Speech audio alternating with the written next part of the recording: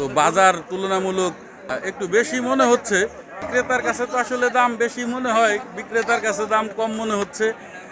তো সে অবস্থায় মোটামুটি গরুর দাম টার্গেটের মধ্যেই আছে। তো কেনা বেচা অনেক গরু হয়ে গেছে, এখনো কেনা বেচা হচ্ছে।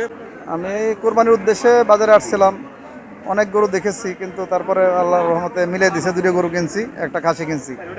দুটো গরু কিনছি 2,70,000 লেখাইতে টাকাতে মোটামুটি 2,80,000 পড়ে যাবে আর কি।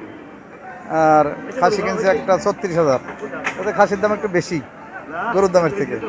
সেপনিল প্রাণঘাতী জীবাণুদের বিরুদ্ধেও দারুণ কার্যকর।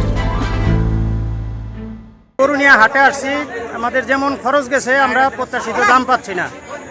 খামারিদের গোখাদ্যর দাম বেশি, ভুসি খড় পুরা এই দাম বেশি, কিন্তু কাস্টমারের দাম কম বলতেছে। এই জন্য আমরা গরু প্রত্যাশিত দামে বিক্রি করতে পারতেছি না। গরুর আমদানি প্রচুর আমদানি আছে, এই জন্য একটু কম বলতেছে।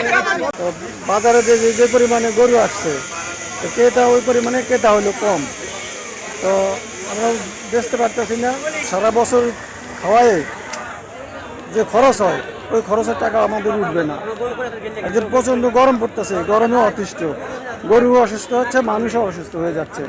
আনছি দুটো গরু, কিন্তু বিক্রি করছি একটা। কিন্তু আমাদের যে বিক্রি করার যে ধারণা ছিল, যে খরচ, সেই অনুসারে আমরা কিন্তু সেরকম কোনো দাম পাইনি।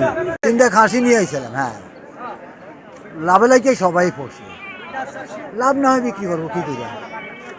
খরচ লাগে, খাওয়ান লাগে, সবটাই লাগে।